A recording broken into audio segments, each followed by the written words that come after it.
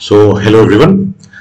आज के इस वीडियो में हम लोग बेसिकली एक टॉपिक डिस्कस करने वाले हैं, ठीक है, जो कि आपके एनसीईआरटी का टॉपिक है from the chapter alternating current chapter 7। वहां से टॉपिक मैंने लिया है शार्पनेस ऑफ रेजोनेंस, ठीक है। तो that is also called quality factor.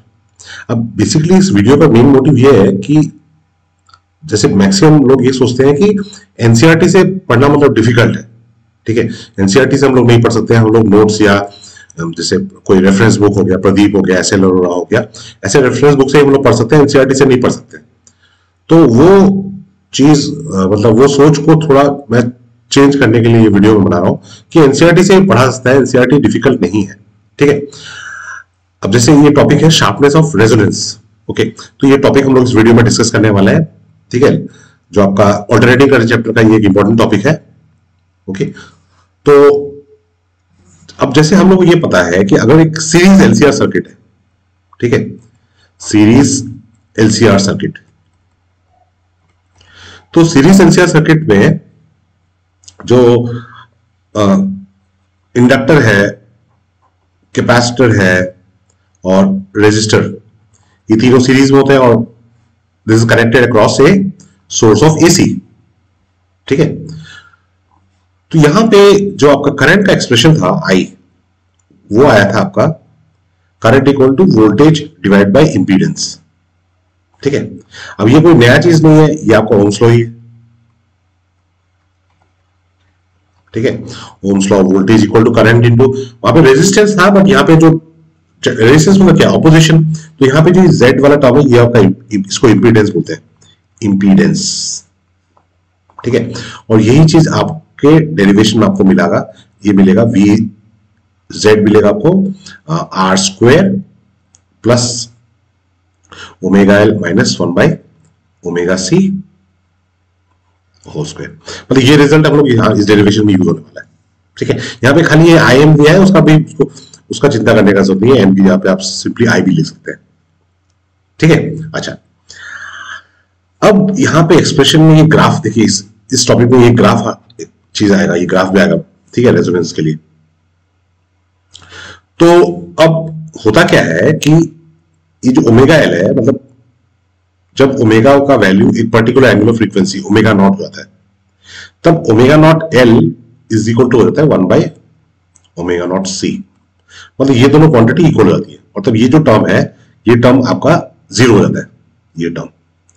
तो ये टर्म जब जीरो होगा तो देखिए current equal to voltage divide by denominator में जो टर्म है, अब ये जो इसमें omega L minus omega C को 1 बाय ओमेगा सी को मैं जीरो करता हूं, तो जो इंपीडेंस है वो इंपीडेंस आपका मिनिमम हो जाएगा, है कि नहीं।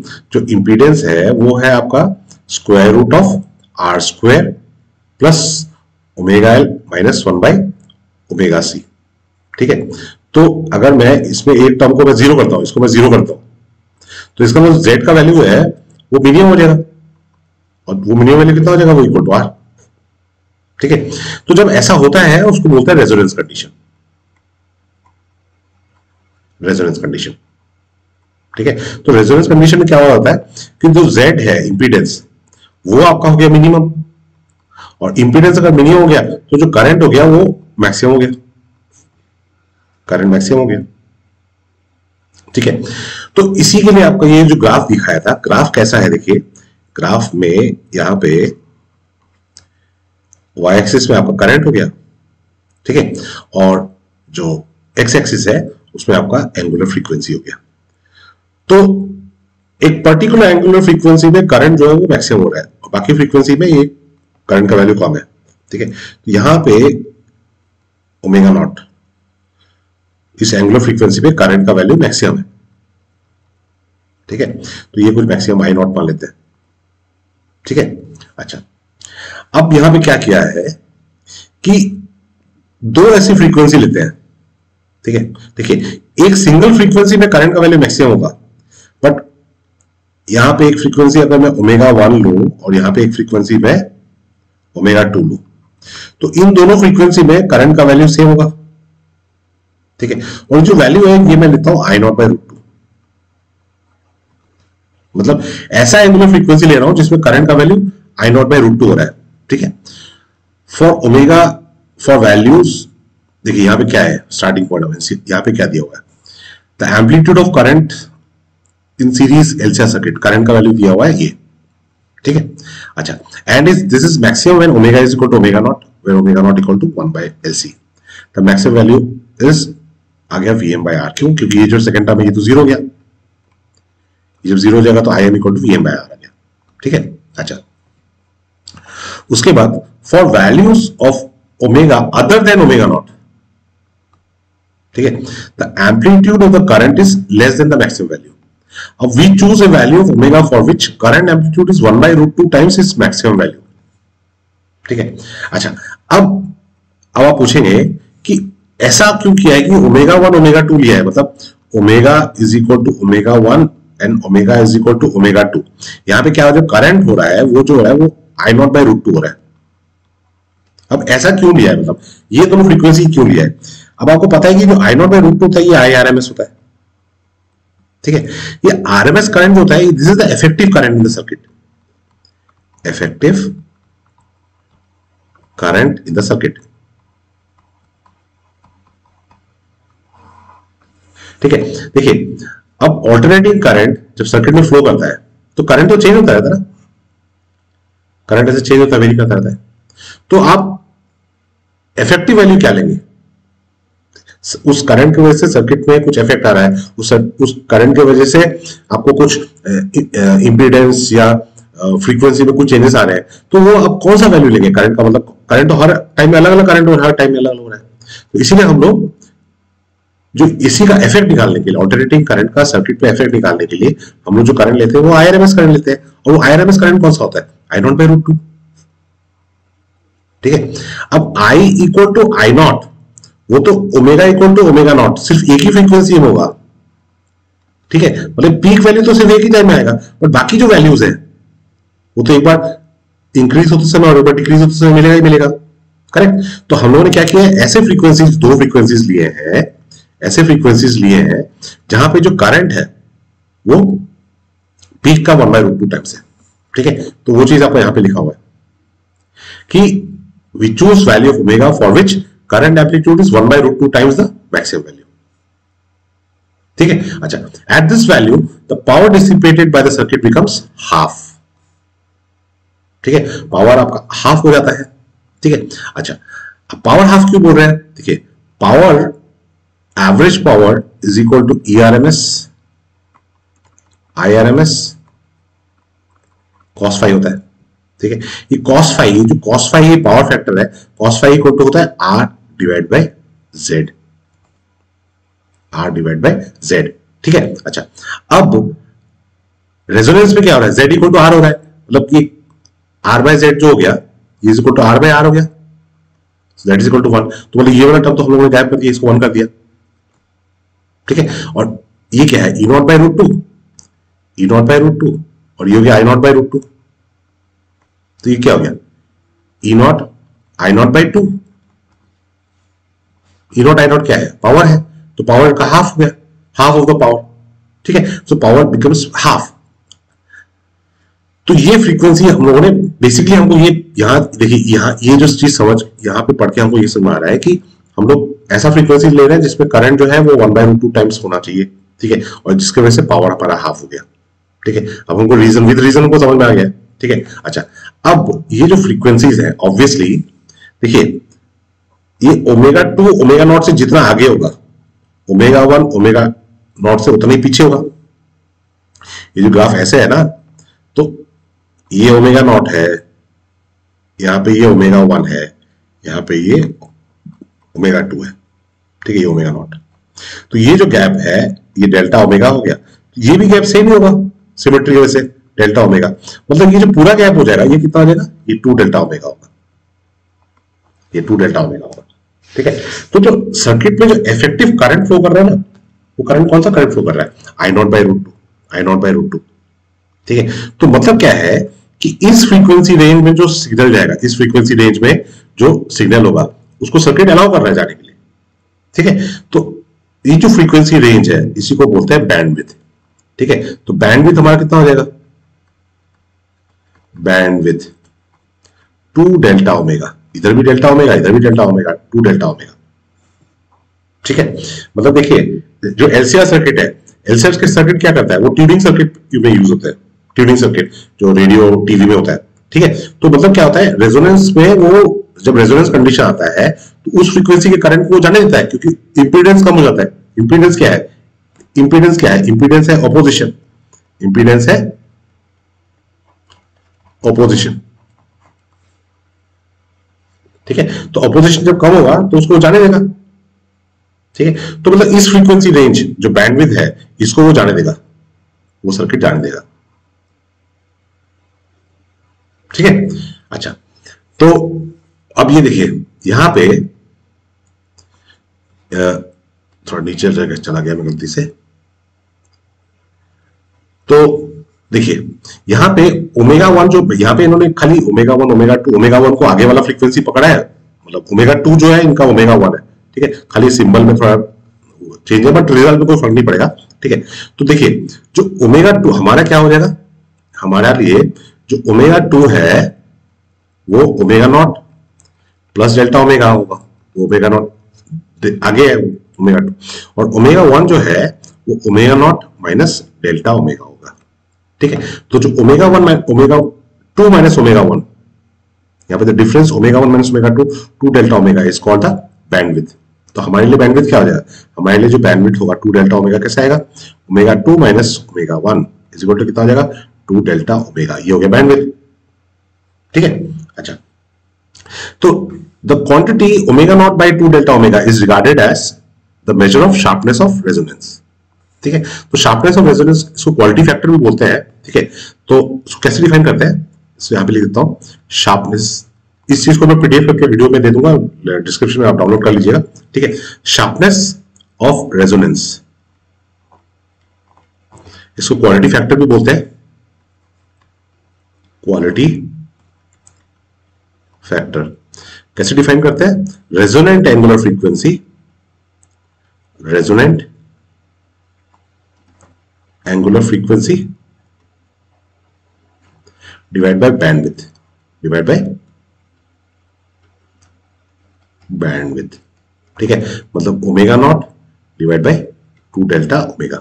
तो हमारा गोल है कि ये क्वालिटी फैक्टर को क्यू से रिप्रेजेंट करते हैं, तो ये एक्सप्रेशन आपको इसको डिराइव करना है, मतलब क्वालिटी फैक्टर का एक्सप्रेशन डिराइव करना है। ये तो बाय डेफिनेशन है। ठीक है, ये बाय डेफिनेशन है, इसको हम लोग डिफाइन नहीं करेंगे, मतलब इसको हम लोग डिराइव नहीं करेंगे, ये डेफिनेशन है, resonant angular frequency per unit bandwidth. ठीक है, अच्छा, तो अब देखिए अब क्या हो गया, घटना क्या हो गया, अब जो करंट था एट ओमेगा 1, ठीक है, हमारे लिए ओमेगा 2 होगा। ठीक है, तो अब हम लोग क्या करते हैं, क्विक करंट का एक्सप्रेशन है यहाँ पे, हम लोग एक पेज में यहाँ पे इंक्लूड करने से अच्छा रहेगा क्या मेरा, या चलिए करिए कोई नहीं, यहां पे ले देता हूं। ठीक है, अब आपका I इज इक्वल टू था V divide by R square plus omega L minus 1 by omega C whole square, इसका स्क्वायर रूट था। ठीक है, तो हम लोग क्या ले रहे हैं, हम लोग जो फ्रीक्वेंसी ले रहे हैं वो ओमेगा 2 ले रहे हैं, ओमेगा की जगह पे ओमेगा 2। ठीक है, तो ये ओमेगा 2 कर दिया। अच्छा, इस फ्रीक्वेंसी में जो करंट का वैल्यू है वो कितना हो रहा है, वो आई नॉट बाई रूट 2 हो रहा है। ठीक है, तो आई नॉट बाई रूट 2 हो रहा है। ठीक है, तो यहाँ पे आई नॉट बाई रूट 2 हो गया। ठीक, अच्छा, आई नॉट क्या है, जो आई नॉट है,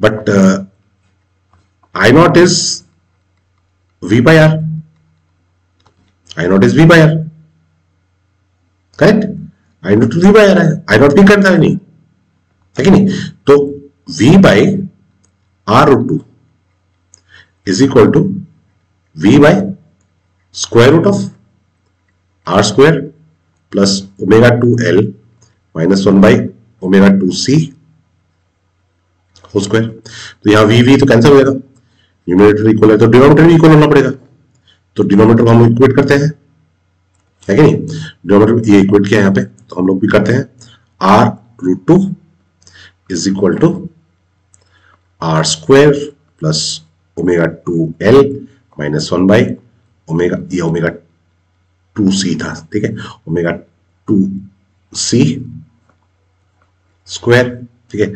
अब यहाँ पे स्क्वायर रूट हटा दूं तो यहाँ पे ये आपका 2r स्क्वायर हो जाएगा, 2r स्क्वायर हो जाएगा, दोनों साइड स्क्वायर कर दिया, ठीक है। 2r स्क्वायर मतलब एक r स्क्वायर तो यहां से उड़ा दो, ठीक है। तो ये आपका r square is equal to क्या हो जाएगा, omega 2l minus 1 by omega 2c इसका स्क्वायर। तो दोनों साइड आप स्क्वायर को गायब कर दीजिए, स्क्वायर रूट ले लीजिए, तो आपका आ गया omega 2l minus 1 by omega 2c is equal to r, ठीक है। अच्छा, अब ओमेगा 2 क्या है, ओमेगा 2 क्या है, ओमेगा 2 आपका जो बैंडविड्थ था वो यहां पे लिखा था ना मैंने, ओमेगा 2 आपका क्या था, omega not plus delta omega, है कि नहीं। तो यहां पे ओमेगा 2 यहां पे लिख दिया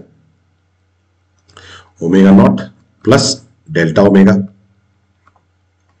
L minus 1 by omega not plus delta omega into C is equal to R, ठीक है। तो यहां पे ऊपर ओमेगा नॉट को कॉमन लेते हैं, ओमेगा नॉट को कॉमन लेते हैं, तो ऊपर हो गया ओमेगा नॉट एल, अंदर का बचा delta omega by omega not, minus नीचे भी ओमेगा नॉट को कॉमन ले लिया, सी बाहर आ गया, सी तो बाहर था ही, 1 plus delta omega by omega not is equal to R, ठीक है। अच्छा, 1 by omega not C is equal to omega not L होता है, रेजोनेंस कंडीशन था कि नहीं, है कि नहीं, रेजोनेंस कंडीशन, रेजोनेंस कंडीशन। तो ये चीज अगर यहां पे हम लोग यूज करें तो ये 1 बाई ओमेगा नॉट सी को ओमेगा नॉट एल लिख सकते हैं, है कि नहीं। तो omega not L 1 plus delta omega by omega not minus ये ओमेगा नॉट सी ऊपर चला गया, ओमेगा नॉट एल हो गया, और ये नीचे वाला क्वांटिटी को ऊपर ले आते हैं, 1 plus delta omega by omega not raise to power minus 1 is equal to R, ठीक है ना। अच्छा, तो ओमेगा नॉट एल यहां 1 plus delta omega by omega not minus omega not L, फिर यहां पे बाइनरी मेथड यूज करें तो 1 minus delta omega by omega not is equal to R.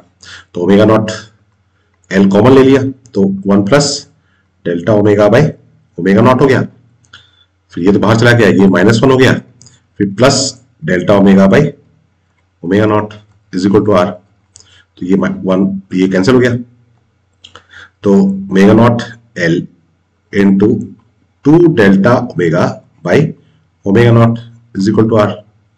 तो ओमेगा नॉट कैंसिल हो गया, so 2 delta omega not, 2 delta omega equal to क्या आ गया, R by L, R by L, ठीक है। यहां हम पहुंच गए, 2 डेल्टा ओमेगा ये क्या था, ये हमारा क्या था, ये बैंडविड्थ था कि नहीं, ये था हमारा बैंडविड्थ, है कि नहीं। तो क्वालिटी फैक्टर को हमने क्या बोला था, क्वालिटी फैक्टर जो था वो था omega not divide by 2 delta omega, तो मतलब omega not divide by R by L that is equal to omega not L by R, और ओमेगा नॉट एल को क्या लिख सकते हैं, 1 बाय ओमेगा नॉट सी, तो ये ओमेगा नॉट सी आर हो गया। तो मतलब क्वालिटी फैक्टर का एक्सप्रेशन को क्या मिला, omega not by 2 delta omega that is equal to omega not L by R that is equal to 1 by omega not C R. आया कि नहीं, आराम से आया, बिना कुछ कष्ट के आया, है कि नहीं, क्वालिटी फैक्टर आ गया, ठीक है। तो ये आपका क्वालिटी फैक्टर का एक्सप्रेशन हो गया, ठीक है, बैंडविड्थ हो गया ये, ठीक है। तो क्या समझने में प्रॉब्लम है, समझने में कोई प्रॉब्लम नहीं है, डेरिवेशन हम लोग आसानी से समझ सकते हैं, ठीक है, खाली थोड़ा प्रैक्टिस का जरूरत है, ठीक है। तो ऐसा नहीं है कि मैंने प्रैक्टिस नहीं किया है, मैंने भी प्रैक्टिस किया है, मैंने पढ़ा के प्रैक्टिस किया है, आपको पढ़ के प्रैक्टिस करना है, प्रैक्टिस तो करना पड़ेगा, मेहनत करना पड़ेगा, ठीक है। बट हम ये नहीं बोल सकते कि एनसीईआरटी डिफिकल्ट है, ठीक है, ये हरगिज नहीं बोल सकते। Okay, my best wishes, good luck.